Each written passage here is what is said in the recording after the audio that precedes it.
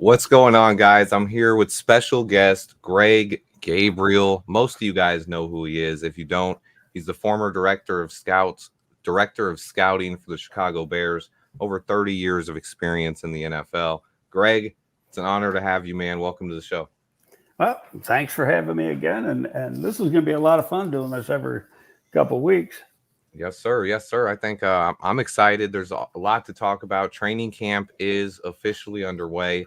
Players, according to Flus, they're going through their conditioning tests and everything like that right now. First practice is tomorrow. What are your thoughts on everything right now, Greg? Where's your head at? First day is always kind of fun. I used to spend my day, the players would report. This is when we were down at Bourbonnais. So they'd report down to Bourbonnais, and the first thing they have to do is get weighed and go in the bod pod for the body fat measurement.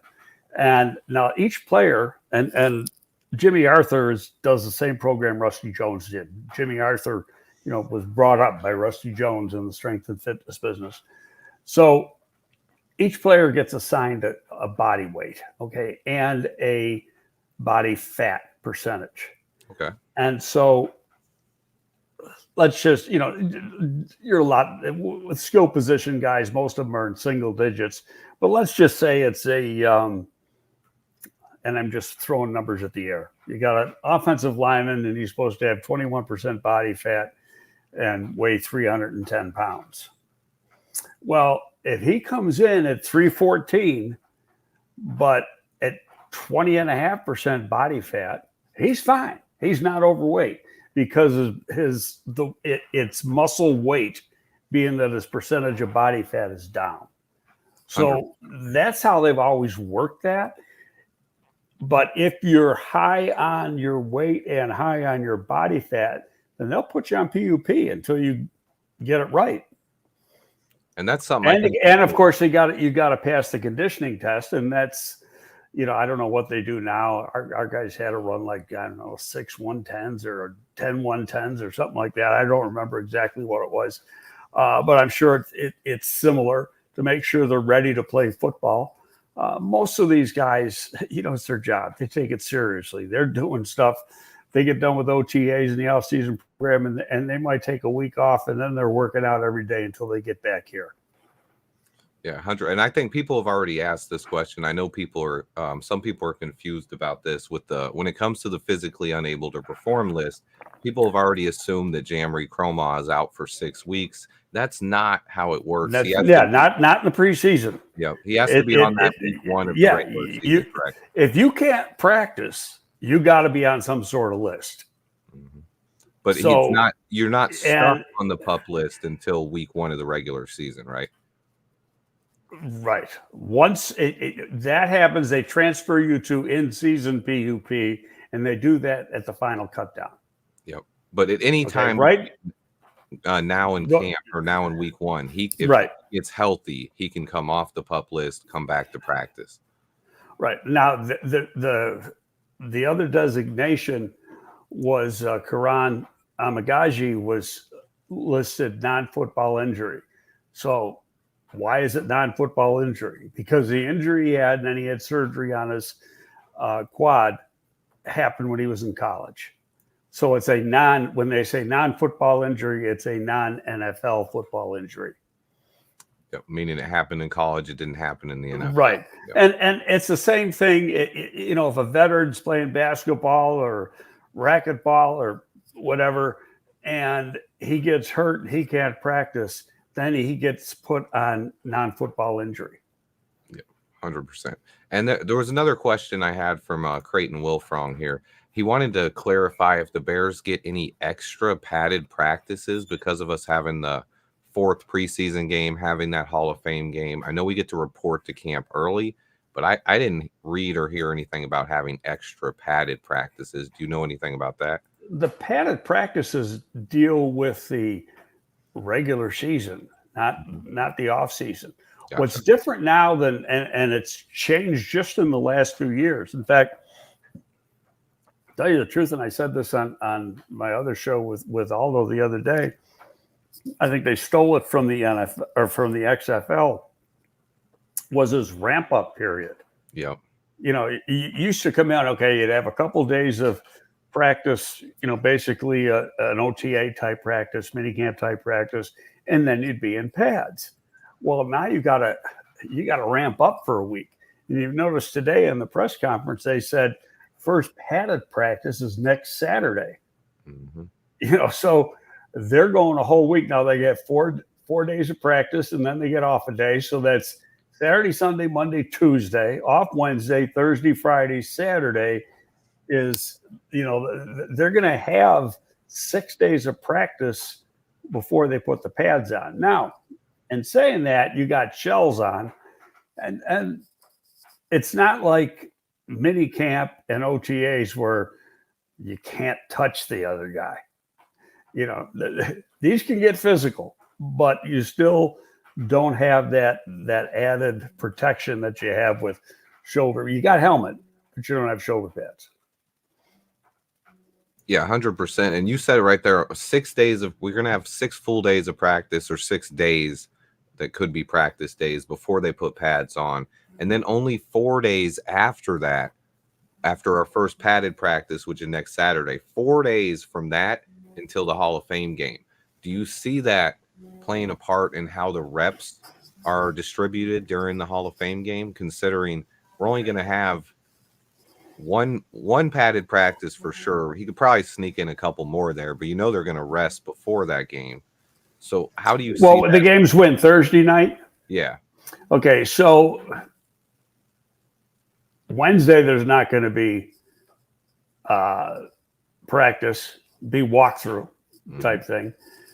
Thursday or Tuesday will probably not be a padded practice. So you're talking Saturday, Sunday, Monday. Yeah. And there's got to be a day off in there too, because you got to have a day off a week. I don't know how they're going to do that. Your day off could be the day after the game, you know, on Friday. But at absolute most, they'd have 3 padded practices before the Hall of Fame game. But most likely, that probably sounds 2. about right. Yeah.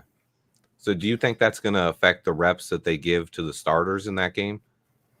I don't think the starters will play that much. You know, I was listening. Lou Canellis was on one of the radio stations, might have been The Score, and he said he doesn't think Caleb's going to play in that game. I don't believe that. I think you got to get him as many reps as you can. I know, you know, they've got the one coach who was with Carolina last year, his passing game coordinator here. And Brown, I think, if I'm not mistaken, that Bryant Young got around 60 reps in the preseason last year. I think they said Eberflus said somewhere. Stroud got around the same. During the off season today, he was saying 45, 50, but I wouldn't be a bit surprised if that number goes up. Part of it's going to be, you know, is how healthy is the offensive line, because you got the extra game, but at the same time, you got to get Caleb in sync. You got to get him up and going, and you got to get him in sync with the veterans on the offense. 100%. And you said it there. They said before 45 to 60 reps was what Eberflus was saying. He said that's the same number that all 3 of the quarterbacks got last year when they're talking Bryce Young, CJ Stroud, Anthony Richardson. All were somewhere in between 45 and 60. Today, Flus said 45 to 50. So it seemed like he either said the wrong number, or maybe they're trying to dial it back a little bit. But don't forget, the Bears got one more game. Yeah, that's what I don't. So if you got one more game, you give a guy more reps. I mean, I'm not. You got a rookie. I don't believe in this. You got to save him for the regular season. Yeah, he's 22 years old. These guys, you know, and he's not going to get hit in practice. We know that. And if you watch his college career, now granted, anybody can get a bad hit in any game. But if you watch his college career, he hardly got hit. I mean, he got hit in sacks and stuff like that. But he runs in such a way that he doesn't take big hits. He doesn't seem to take big hits when he's getting sacked. He probably had a few, but he knows how to take care of his body. But I think they underplayed Justin the last 2 years, and that slowed the beginning of the season. And they've got to get that right. And part of it, you got a lot of practices. You're going to have extra practices leading into the opening game because they're starting a week earlier. That part's going to help. And what happens in practice obviously helps. When you talk about college football, they don't play any preseason games. But pro football is a lot more advanced than college football is. Sure. I'll make my prediction now. I don't think Caleb Williams is going to play that first game. I think probably him and most of the starters, at least on offense, are going to set out. The defense, you might see some of the guys play, but I think that first game they're going to take it easy because we have the extra game and only 1 or 2 padded practices before. That's my prediction, but I'm going to ask the chat too. I want to see what they think. Do you guys, I'll put the poll up. Do you guys think Caleb Williams is going to start the Hall of Fame game? Because there is a chance I might be going to that game, but I honestly, I don't. It might be that I'm just tempering my expectations, but I don't expect him to start that game. If he does, 1 to 3, like 3 reps, like I'm talking 1 drive most is what I'm expecting. Well, I'm just excited for the weekend because that weekend has a big meaning for me. It's the first player that I was directly involved with picking. I've had some players from the Giants when I was there getting the Hall, but Devin Hester's was ours. Jerry's mine, and this is the first one, and he won't be the last. I think before it's all over, I may be dead before the others get in, but I think Peanut will get in. I think Lance Briggs will get in. I think Olin will get in, but Olin was not our pick. Olin was here when we got here. Gotcha. Yeah, Peanut has to get in, man. He was an embodiment of a Chicago Bear, and he changed the NFL. That peanut punch is just how much people do that. Every team now practices doing stuff like that. When you didn't see that around the league when Peanut came around. That's why it was called the peanut punch. It wasn't just a Bears nickname. They called it that all around the league. Well, Swifty, in all honesty, when Lovey was here, we practiced turnovers. Mm-hmm. That was part of the defensive practice, and they'd really go after the offense, even if it's just dummy stuff. A receiver had the ball or a running back had the ball, they tried to strip it every single play. And multiple guys would do it, not just one. So it helped the backs and the receivers as far as not fumbling because they were used to it. And it just gave the practice of tearing the ball out and forcing turnovers, because that's a big part of the game. You force turnovers. They don't have the ball. You got the ball. They can't score. I know, going back to my scouting days, and I used to look at broken up passes as a good play for a corner. And I'm watching film with Love. He goes, no, it's a bad play. Why is it a bad play? Broke up the pass. Should have intercepted it. And an interception takes the ball away from the offense. And then we started thinking about it. When you're watching football, watch how many games where there is a dropped interception, how the offense ends up scoring on that drive, be it a field goal or a touchdown. Happens it's way amazing more the high percentage it is. It really is. Turnovers really change the game. And I remember I grew up, that was back when training camp was at Bourbonnais. I went for 23 straight years, Greg. So I saw a ton of it. I grew up watching those practices led by Mike Brown. That's when I really became a passionate Bears fan, going down to Bourbonnais and watching Mike Brown lead those practices, and the way he, not only did they get the turnovers in practice, but when they got a turnover, they'd return it for a touchdown and celebrate too. They were always on, even if it was like when I remember when Anthony Thomas was there, the play would be over, and they'd be blowing it dead, and they'd still be punching the ball out, and A-Train would get mad and just kind of let go of the ball a couple of times, and they'd still pick it up and run it back. And I'd be like, they're still taking it back. They love it. You're talking A-Train. That's a long time ago, because his first year was my first year here. Yeah.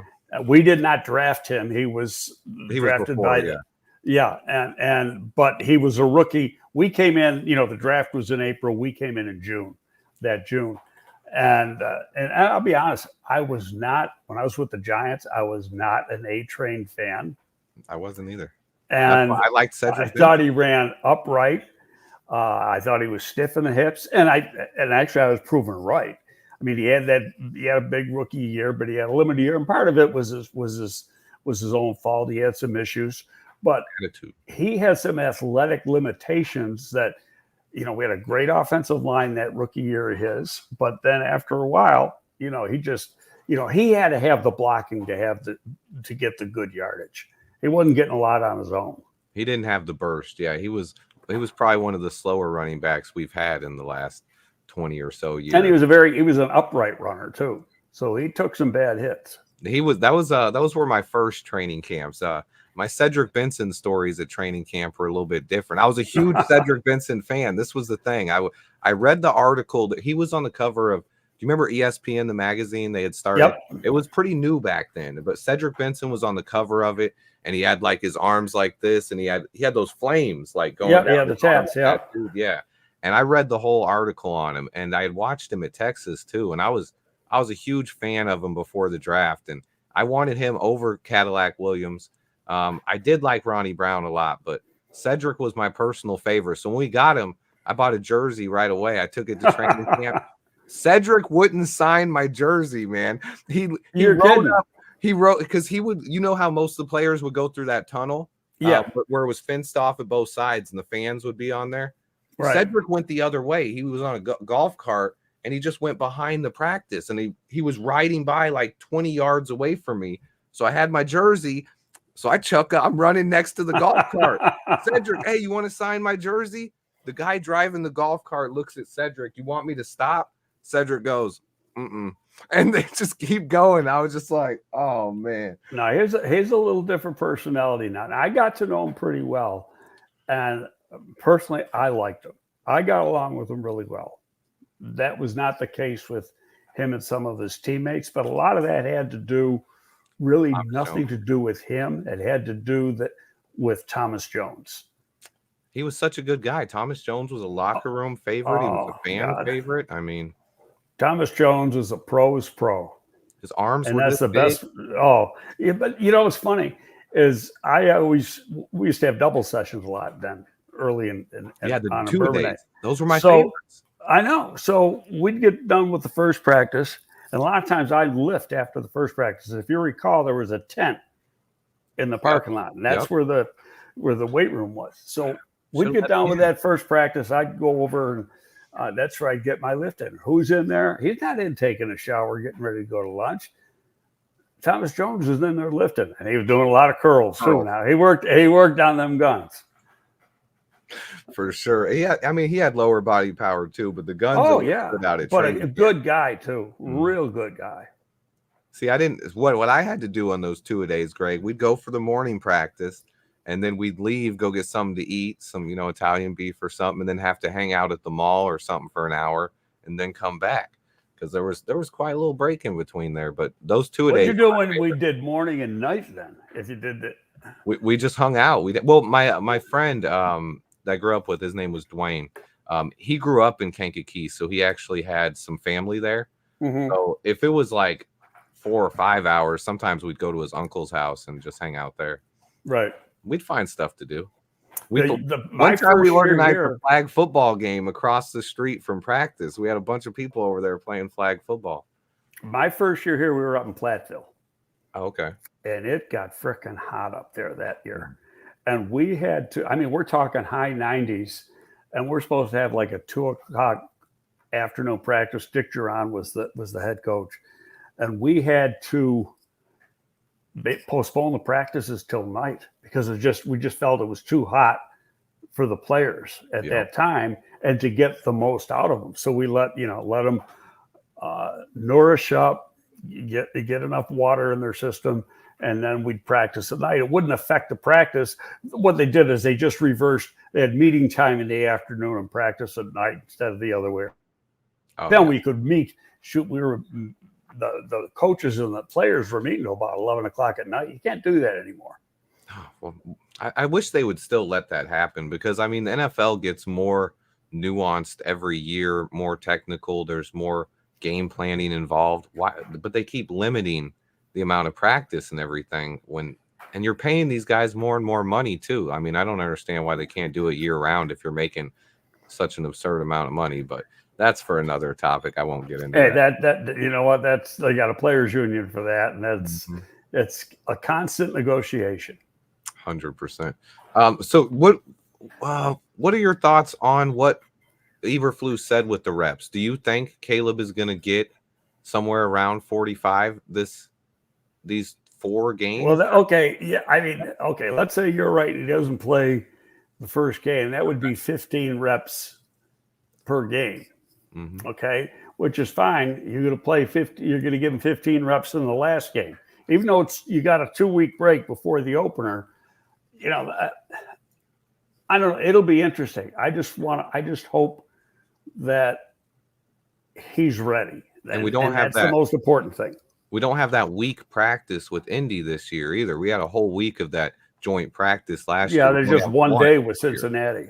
Yeah, so that's not going to be as many reps, but he did talk a lot about getting the reps in practice, playing against the ones all the time in practice, and the health of the O-line. I think that really will determine it. If we have a couple of guys banged up that can't play, like say we get to week 3 of the preseason and Tevin Jenkins or Nate Davis and one of our tackles is banged up and might not play that game, there's a chance he's going to be like, I'm not risking putting Caleb Williams out there with someone on the O-line that's not proven. If you have to have somebody. Well, that's why I think they went out. They went out and got some veterans. Matt Pryor and Jake Curran, yeah. Right. So it's I think they tried to alleviate that problem. Not, saying all that, like, Borom's going into his 4th year and he's played a lot of reps here. Personally, I don't think he's going to be here. And I don't know how long, because he makes too much money. Makes too much money to be a backup. And he earned it because, and I talked about this on my other show. He got the incentive-laden contract because of his play time in his first 2 years. It bumped up the base salary of his final year of his rookie deal. And you look at, like him and Khalil Herbert were drafted, I think, a year apart or a round apart in the same year. They're both in the 4th year of their rookie deal. Larry Borom's making $1 million more, or maybe even $1.1 million more than Khalil Herbert. And it's strictly because of all the play time he got in his first 2 years. But so I've been back and forth on this. I know early on I did kind of expect us to cut Larry Borom. I'll say the closer we get to camp with Karan, our 3rd round pick, being on the non-NFL injury list, and then not really having an established swing tackle. I know Matt Pryor can do it, but the issue is I know Matt Pryor was brought in as a tackle, but at the early mini camps, he was getting reps at right guard and placing. Right, and he can play. He's played both in the league.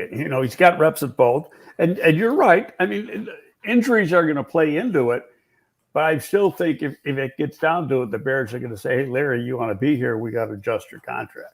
Yeah, because he's going to be making like 3.1. Are you going to pay 3.1 to a backup? I didn't know you could do that when it was performance-based, like escalators. I don't know. I don't know that either. But you can. I guess if you're going to cut him, you can renegotiate. Yeah. If you're going to cut him, you start all over at scratch. Yeah. And who's going to pick him up at 3.1 or 3.2, whatever the hell it is? I think I've read we got somewhere around over 12 million in cap space left right now. To me, it's like kind of weighing it. Is Larry Borom a good enough swing tackle that what are we going to really get for that $3 million if we cut him? Is it worth it when he's a guy who could come in and he can start a few games if one of our tackles get hurt? Is he great? No, but I do think he improved a little bit last year compared to his first couple of years. I just don't trust him on the left side. Yeah. He's okay on the right side. On the left side, I don't trust him at all. I think that's one of the reasons they drafted Amagaji. He's still recovering from a surgery. he could be ready to go in another few days. He just hadn't been cleared yet. Yeah. So I mean, we don't know the answer to that. So and they weren't about to give any answers. One thing I want to bring up though, because there's always been talk during the whole off season, got to get an edge, got to get another edge, a veteran edge, and they kind of shut it down. But I thought there was a little bit of GM speak in there, and meaning, well, we're always looking to upgrade the roster, and if the right guy comes, to me, I took that totally as when the price gets right, we'll pull the trigger, and the price isn't right yet.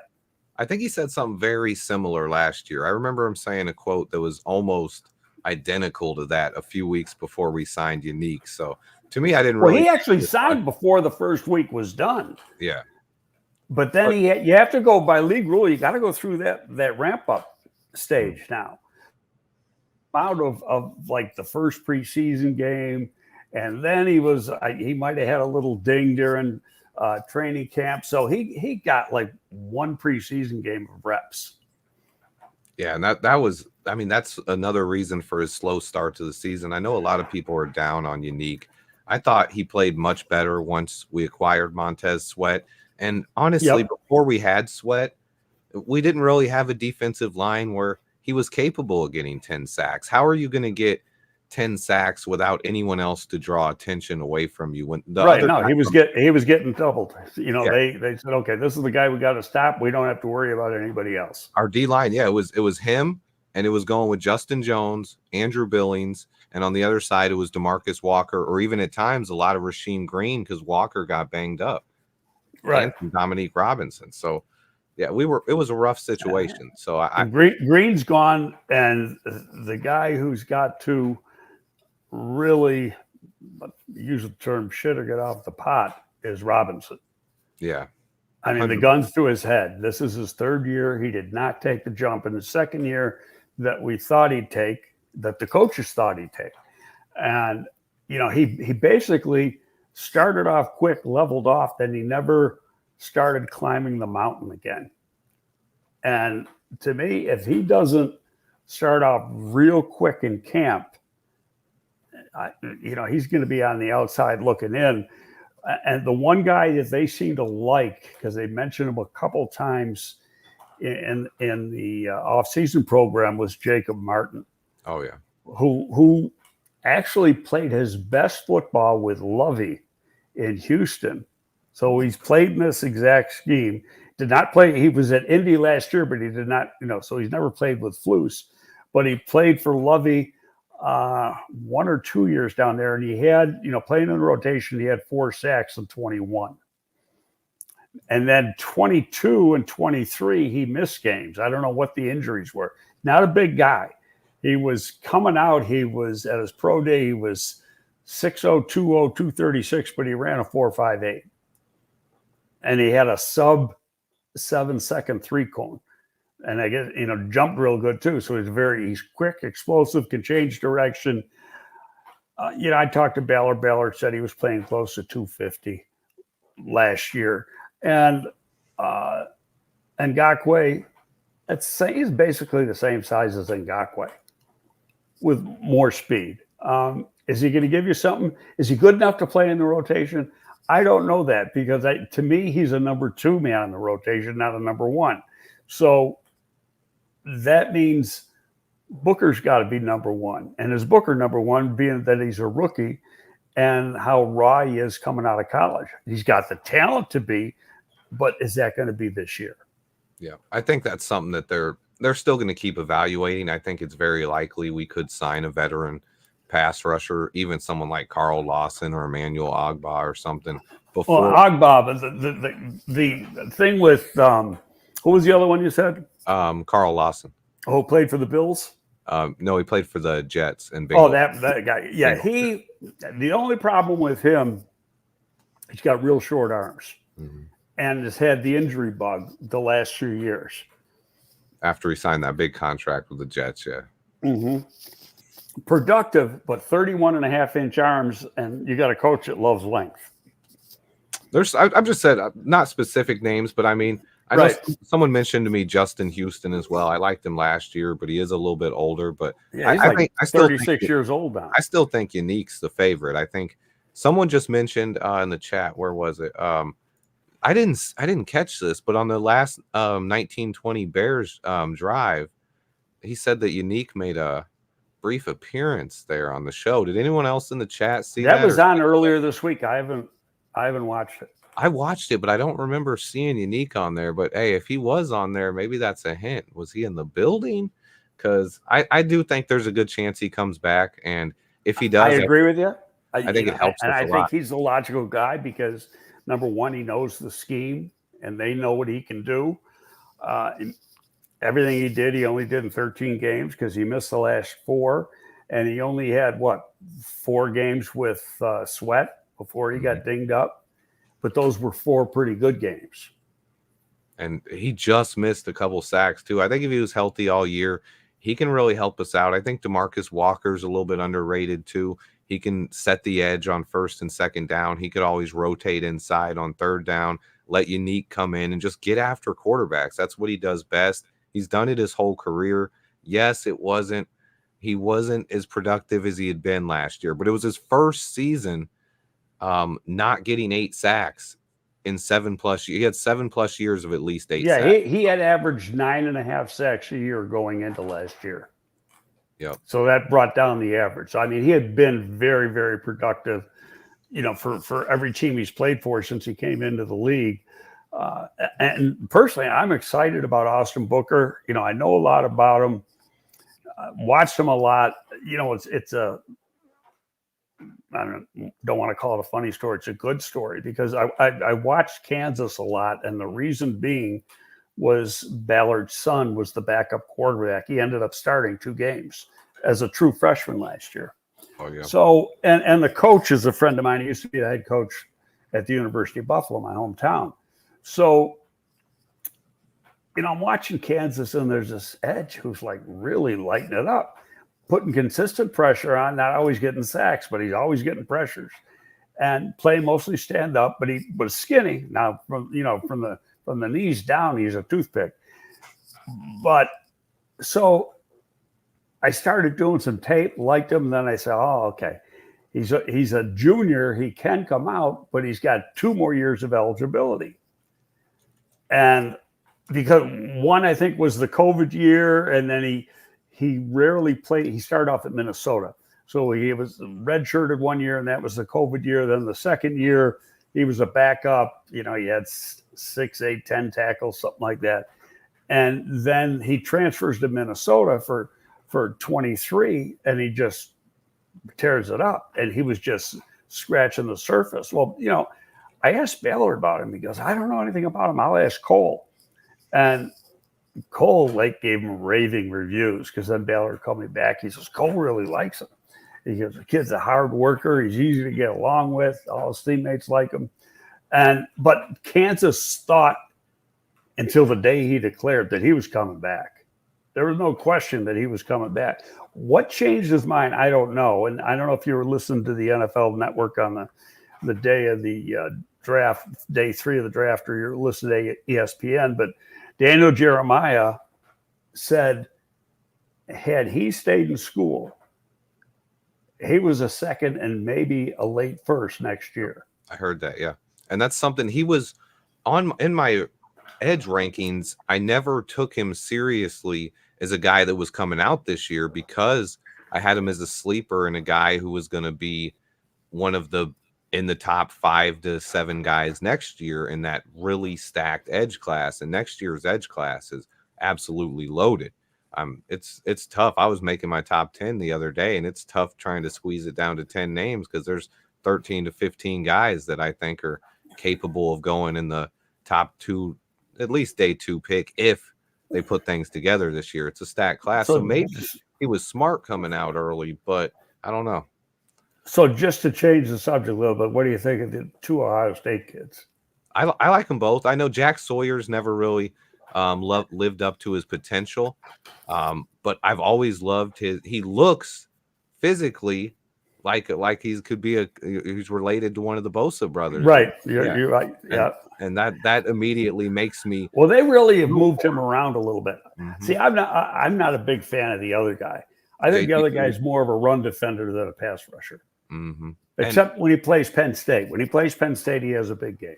I was down he's on done it 2 years in a row. If he came out this year, I wasn't really high on him. Since he's going back another year, I think he has a chance to maybe improve on that. And he's a guy I'm going to watch. I'm intrigued by him. I do like Ohio State. I watch a lot of Ohio State football, so I will be watching him this year. But Jack Sawyer is the one with the upside that really intrigues me.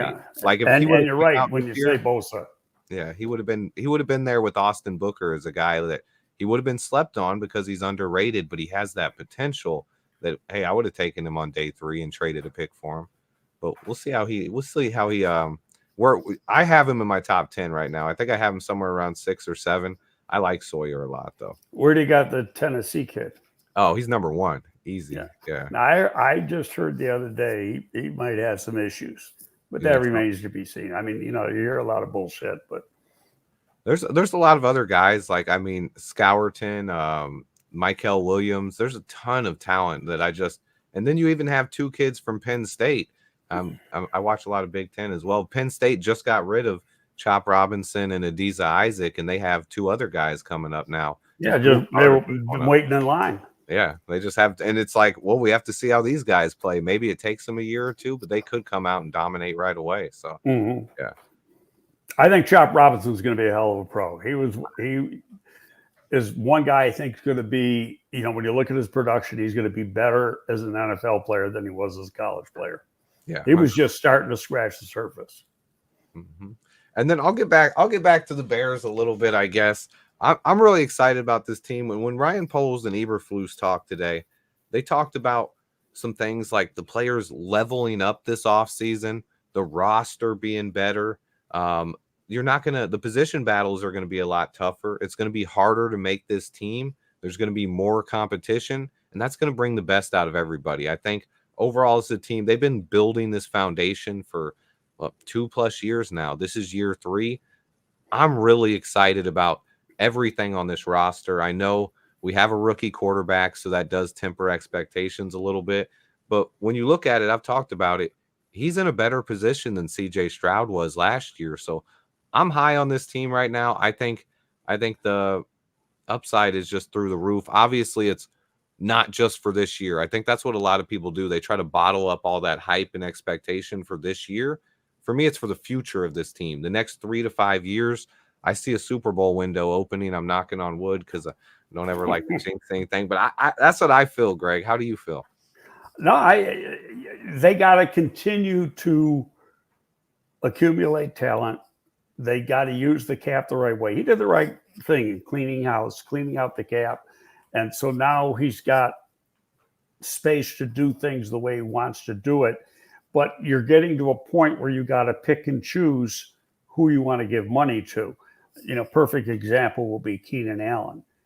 Keenan Allen at his age and given the amount of money that he's going to want and he's going to deserve, is he a guy you extend at the end of this year? Another one is Tevin Jenkins.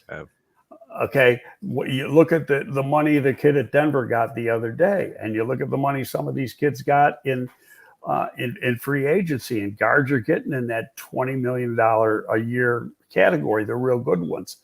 When Tevin's playing and he's playing good, he's as good as any of them. But he's missed almost a full season in his first 3 years.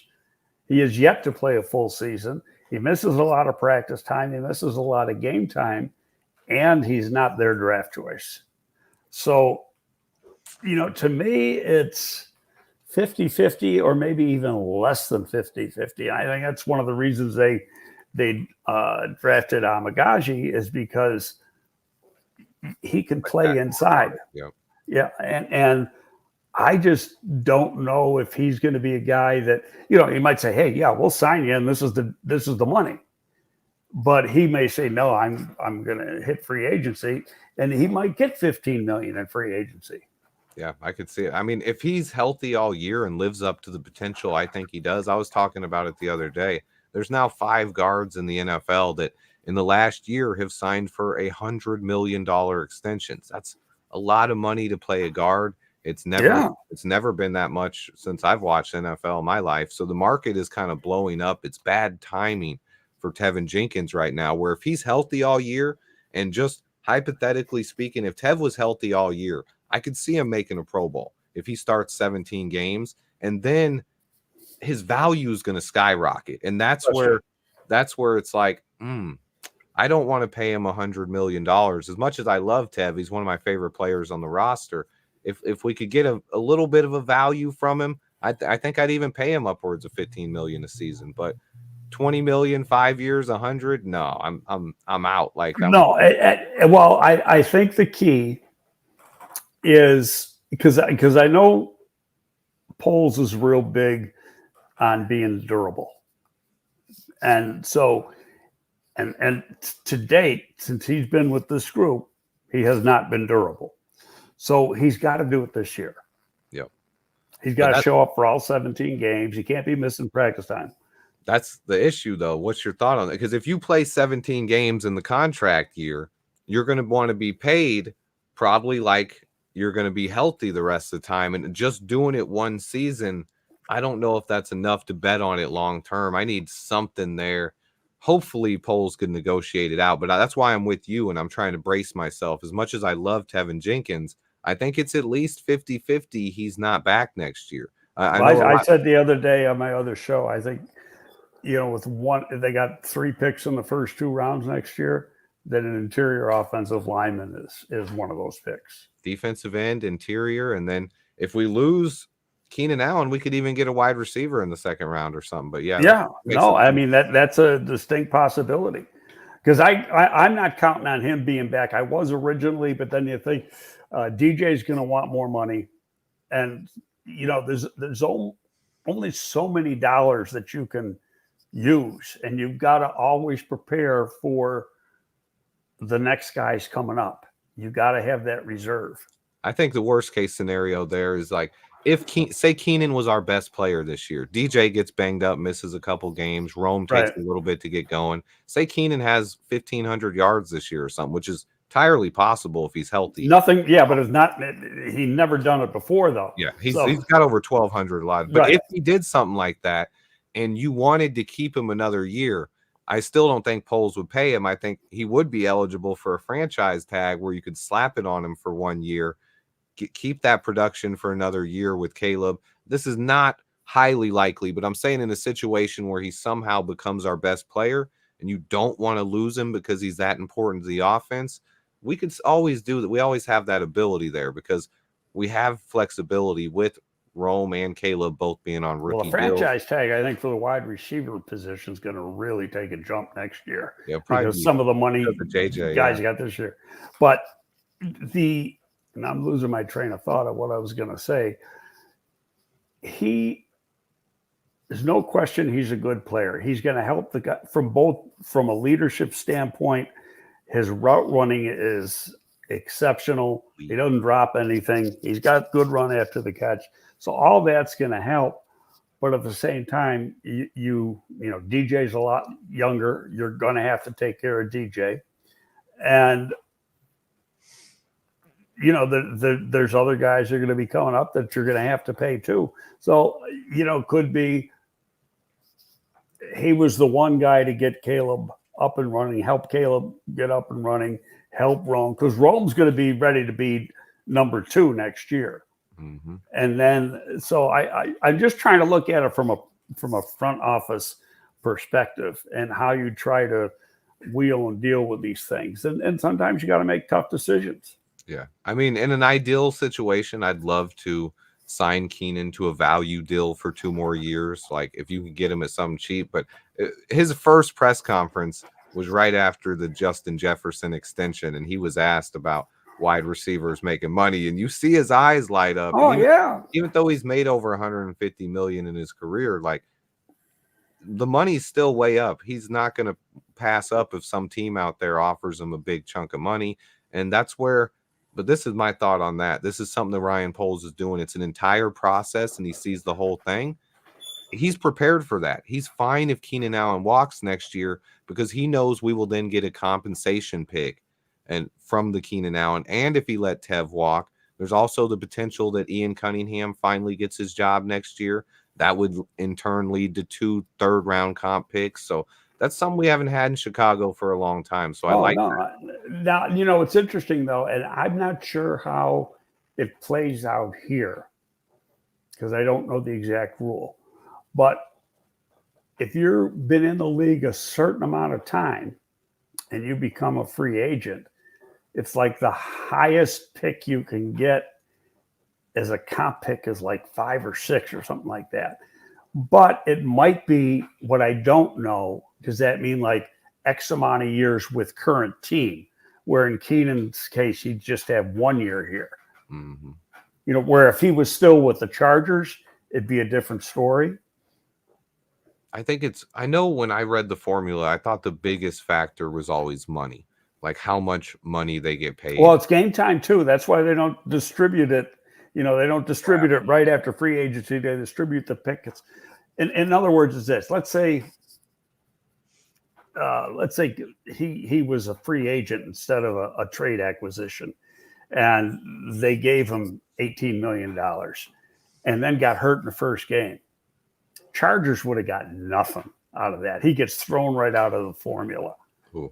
So, and honors play into it too. So honors moves up. If you get a guy that you didn't pay much for, very average or even below average contract, and then he ends up making the Pro Bowl and gets some other honors, that boosts up his value when it comes to making the formula.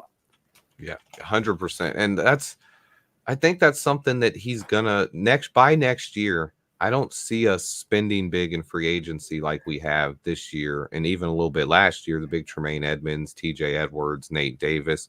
Now he's set up. We've already talked about some of the guys he could have to re-sign, but there's finally the guys he's drafted are going to be eligible for extensions next year. Jaquan Brisker, Kyler Gordon, Braxton Jones. Those are 3 key pieces of this team, depending on how all 3 of them play this year. A couple extensions could be handed out early or even before next season gets going. And that's more important than free agency in my mind, is continuity on this team, continuing to develop those young players and re-sign them to second deals. Yeah, you got to take care of your own. Have to. And then because that sits well in the locker room. If you got a player in there and he busts his ass and he doesn't get paid, guys in the locker room know it. 100%. And they're talking about it. We got a question from Robert Lee here. I wanted to address this one because I wanted to kind of talk about it. He said he loves Ryan Poles and everything he's done for the organization, but if durability is a priority, why draft an injured player in the 3rd round? And that's majorly his question there. My biggest point of this is Karan Omegaji would not have been available in the 3rd round if he wasn't hurt. If he didn't miss the majority of the season and then miss like 5 the Senior games. Bowl and then miss the Combine, he wasn't able to work out at the Combine or the Senior Bowl, do any of that. He would have been a 2nd round pick. Yeah, and I think even upside, if he dominated the rest of the year, I think he even potentially could have been a late first.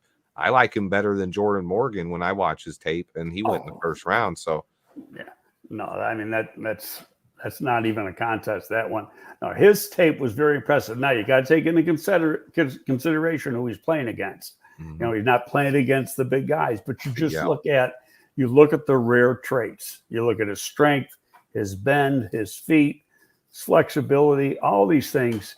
He's got everything he needs to be a really good player. And he's very competitive, be it at the Ivy League level. Really, the level he played at is no different than Braxton Jones. If anything, it's a little better than Braxton Jones played against. Yep. And I mean, he has 36+ inch arms. And I said it the other day, I think even coming out of college, I think his anchor and his core strength right now is probably better than Braxton Jones. Probably, because he's bigger in the lower body. Yeah. He's naturally bigger in the lower body. He has a ton of power, and he's still very athletic. So he's a guy, I just really love his game. And it's not really, when I look at him, I don't think it was a concern of durability. He had one injury. It's not, if this heals, it's not something that I read a lot on it was a partial, muscle tear. partial quad tear. And so, but it big muscle group, needed surgery. It's got to heal, and they're not going to force him into it. Now, I get it, and I get people are concerned. Well, could have a player that's going to do something. You're not drafting him for just this year. You're drafting him for a career, and you're drafting him for his talent.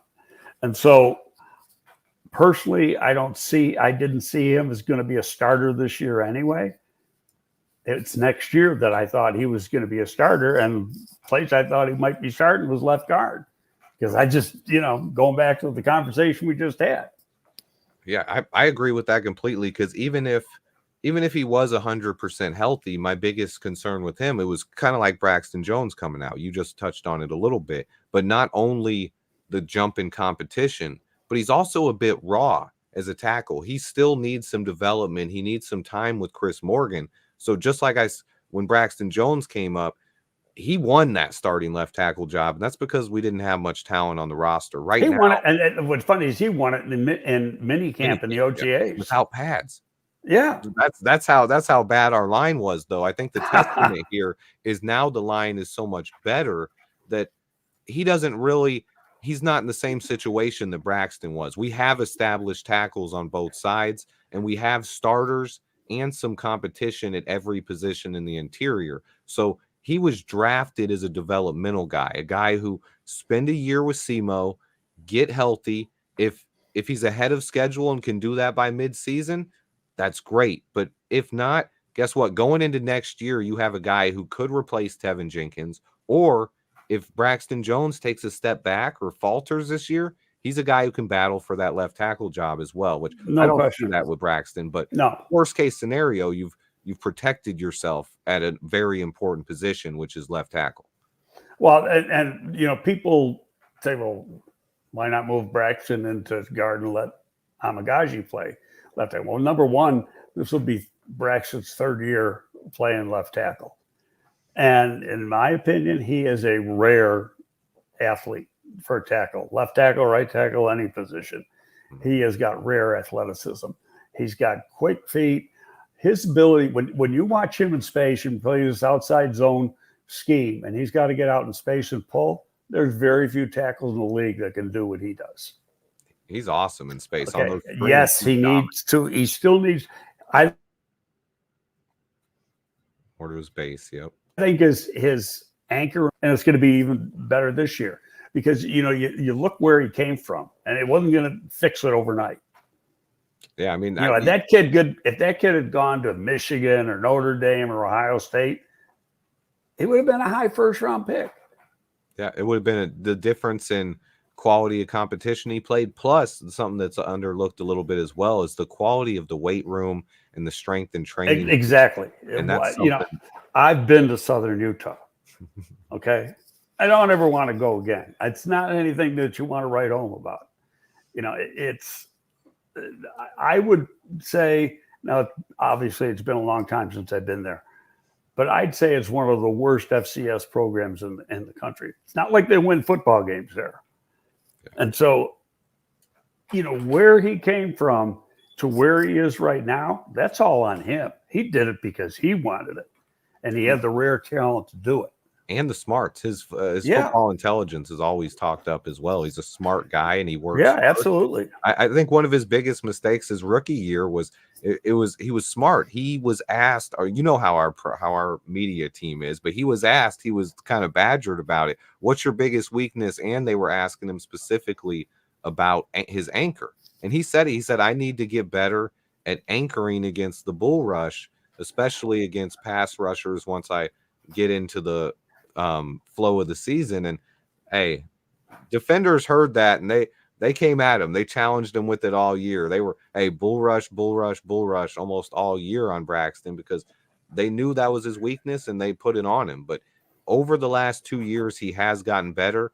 I think if he stays healthy and can fix, last year I thought his biggest issue was penalties. He had too many false starts, and part of it was getting back into the groove after the injury. But that injury might have been a little I mean, it was a neck injury. How much it affected, we don't know. I mean, good thing it wasn't a knee injury, but it still had an effect on his play. Because of it was his neck area, what could he do as far as lifting and conditioning in that time when he was off? So those are the things we don't know. I know last year in the offseason, he did a lot of work with Olin. I do not know if he did it this year.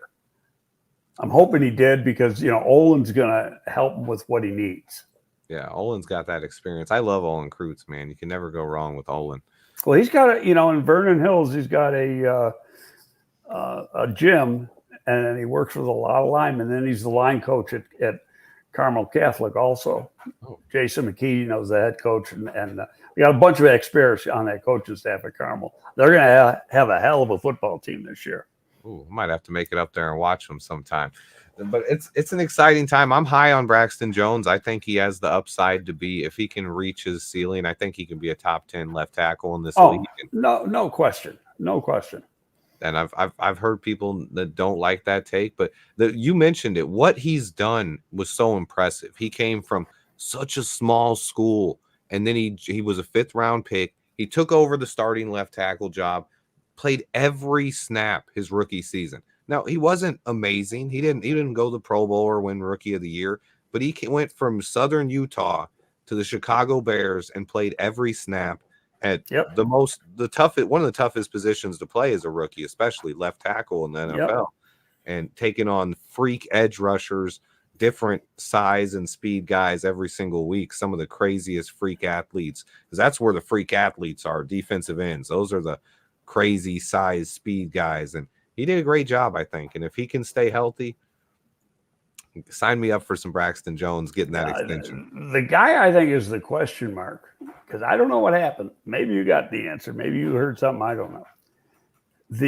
Is Carter, Jatiri Carter.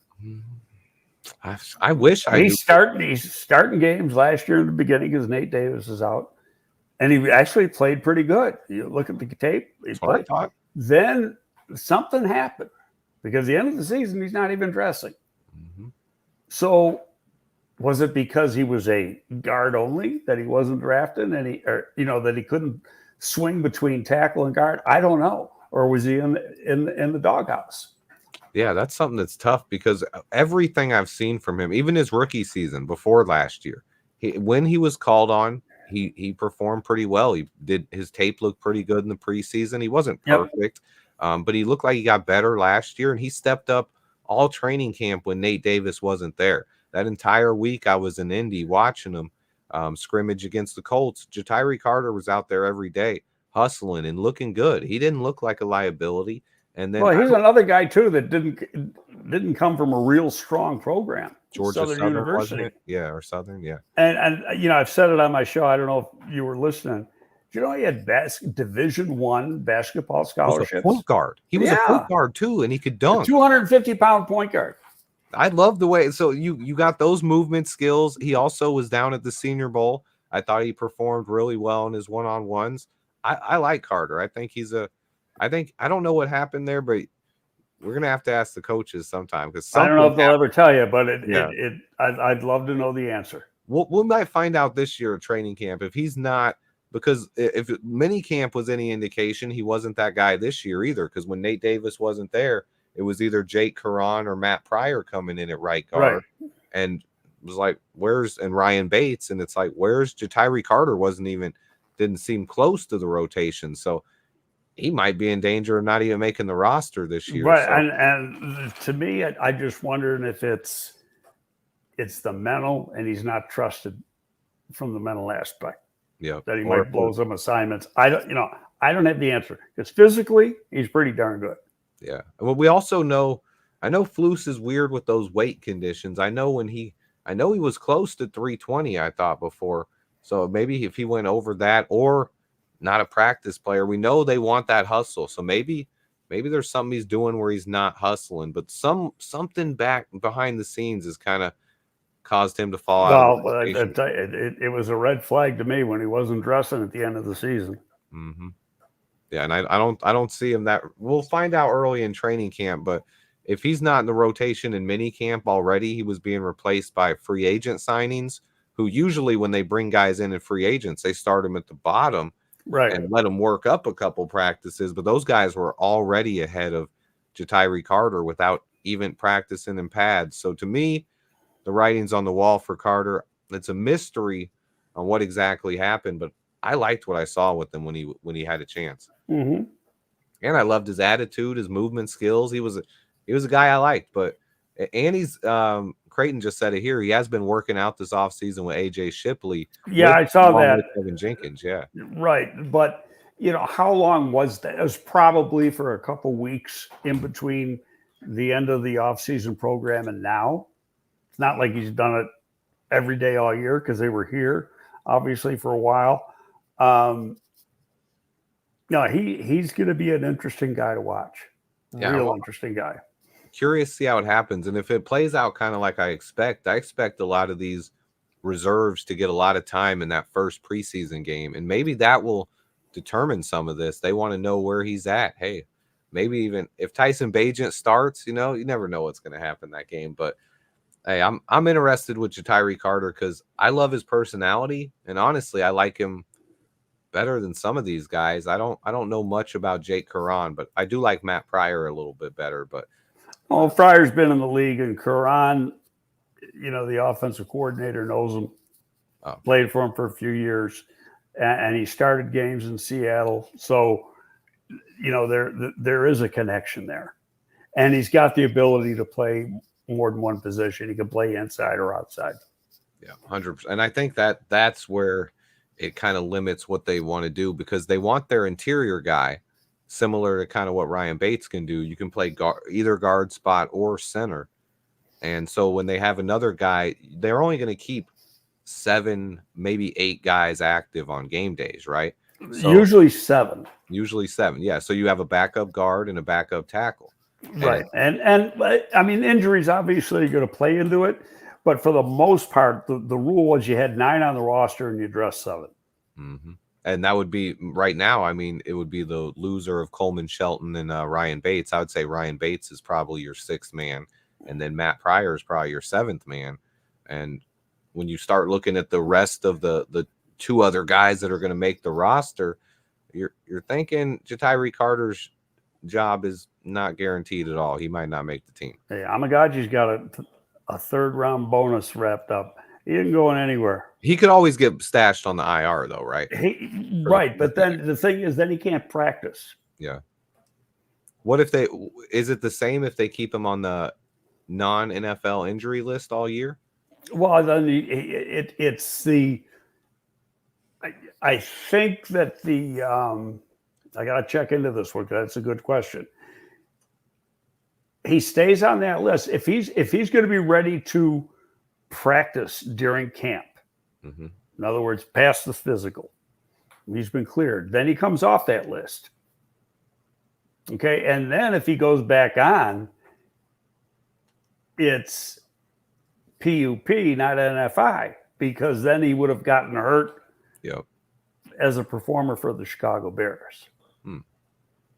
Yeah, I think there might be a chance there. They just keep him on the injury list all season long and kind of redshirt him just for that. But again, I'm not sure if they can get.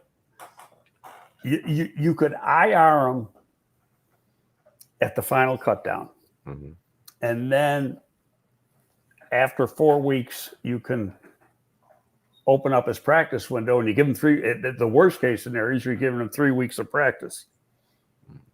Okay. Good question here from Brian. What's Greg and Swift's opinion on when the NFL increases the 53-man roster? I think that's something that's needed to be done for a couple of years now, honestly. Once we went to 17 games, I don't know why we wouldn't have an extra roster spot, at least 1, maybe 2. I don't get it. 55 is probably the right number. I mean, they did increase the Dame Gay rosters from 46 to 48. So that helps, but it's I think if they have to, if they're going to go to 18 games, at least give you 2 more players. Mhm. And then you've got to have more flexibility. And you already have a lot more than we used to have with bringing guys off of IR Squad too. and the practice squad also going back and forth between the practice squad. Yeah, letting them flex 2 guys from the practice. That kind of almost makes it a 55-man roster now. Those guys just aren't protected, but every week, yeah, they can bring up 2 guys from the practice squad. So, but you only can bring a guy up a certain amount of times unless he's a quarterback. Yeah. That's they definitely had to solve that issue. We didn't need more games where all the quarterbacks get hurt and you're sitting there watching a bunch of backups on the TV or a position player playing quarterback. That's right. NFL is too big for that. We don't need that kind of stuff going on. All right, let's see. All right, I think we're over an hour, guys. Greg, did you have any other thoughts or? No, I think we gotta see what happens now. Mm-hmm. First practice. I'm still kind of betting that there's going to be within a week or so. There's going to be another defensive end, but maybe not. Maybe Martin or Robinson is going to really take off once the preseason starts. But here's the thing: you wait too long, and there's only a couple guys available. You wait too long, they aren't going to be available. Mm-hmm.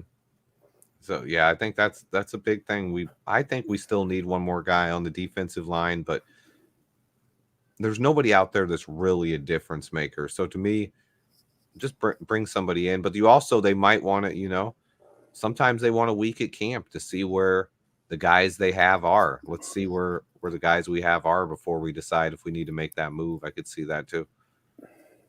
No, and that could be true. And the one Brian Gilmore here says Martin's basically a cheaper Yannick Ngakoue. Athletically, yes, but Ngakwe's got the skins on the wall. Yep. Ngakwe's had like three seasons of double-digit sacks added. Until he came here last year, he averaged 9.5 sacks a year. And where Martin, his best year is 4, he had another year at 3.5. Yep, 100%. And he's been the backup in the rotation, not the number one guy. And that's so right now, my concern is they don't have a number one guy opposite Sweat. 100. And I think Unique, I know people hated on him for his lack of ability to set the edge, but he gets a lot of tackles for loss. He's a guy who's not as big and can set the edge as some of those power guys. Like who's this you're talking about? Unique and Ngakoue. Yeah. He can slip tackles, though, and make some plays. He's better against the run than a lot of people give him credit for. Mm-hmm. He makes a lot of plays in the backfield. And he's real strong. But Eric made a point here, because I don't know about preseason. Look at what Trevis Gibson and Terrell Lewis did last year. I think Eberflus made it clear, just going out there and beating offensive tackles and making plays on the quarterbacks isn't the only thing they're looking for. They really want those defensive ends to be able to set the edge. So that's what you got to watch. I'll tell you, to me, a lot of people think there's competition going on during training camp. Right now, in the office, they got the idea of what that 53 is going to look like. And somebody's got to make them change their mind. Mm-hmm. And in the case of Gibson and Lewis last year, and they had Gibson the year before, it was like, no, we don't want him. It's like they had their mind made up beforehand.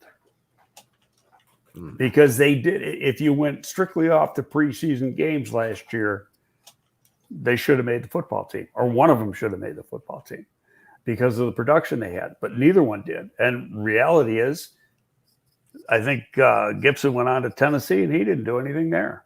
Yeah, he had like 1 sack and that was it all year. He didn't really do anything. We do have some news real quick. The Chicago Bears just placed tight end Gerald Everett on the non-football injury list. And he was healthy during mini camps because he had a lot of highlights with Caleb Williams. I don't know. Hoping that's well, it means he didn't pass the conditioning test, or he was a little heavy, or he was a little too fat. Yep. I think that's a big thing. That's something with Eberflus that we have to consider here is even with a guy like Jamry Cromod, they preach that you have to be in shape. They preach running. They preach hustling to the ball, and if you can't run and you aren't in the shape they will place you on an NFI list like this. So that's something to watch. If these guys come off in just a couple days or a week, then we know it was probably conditioning, and there's nothing to worry about. Or he could have a slight hand pull or something like that. Mm-hmm. Could have a minor injury at home. Yeah, and so you put him on there, and if it's 2 weeks from now and he's still on the list, what's the concern? Mm-hmm. If he's missing preseason games, that would be a big concern. But I think right now, and if he misses the first preseason game, no. Yeah, that's not, because if you've got a hangnail, they're going to keep you out of the game. I think they might just keep everyone.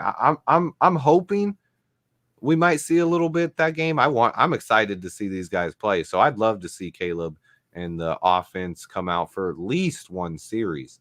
I'd love it, but I'm hesitant on. Well, the only thing is, the league might push a little bit. Hey, it's a nationally televised game. You got the first pick in the draft. We want him playing for a couple of plays. Yeah, I think that's a couple of years ago. I mean, this game's been canceled a couple of times or delayed, and I think last year none of the starters played when I watched it. Whoever was in it, so hopefully. Yeah, but it was the number one pick in the draft. It wasn't, but that makes it even more risky. I don't know, Greg. I appreciate you coming on, man. Guys, we're going to be doing this every other week, bi-weekly show. We don't have a name for the show yet. I just put Greg and Swift Talk Bears football. So if you guys have some cool ideas, put them in the comments, leave them in there, and we'll have a name. And I think J2K might be making us up a graphic for the show as well, some kind of logo. But we needed the name first. So chat, let us know some names or some ideas for names. And let me check there. Will Caleb Williams start the Hall of Fame game? 79% of the people in chat believe he will start the Hall of Fame game. So I'm in the minority there thinking he won't. I personally think he's going to play at least. I think he plays at least a series. I'd love to see it. Yeah, he's going to want to play. I want the competitor he is. He's going to want to play. I want to see it. Well, hey, bear down, everybody. We're out of here. We'll be back soon. Thanks again, Greg. Okay, see you next week, man, or 2 weeks.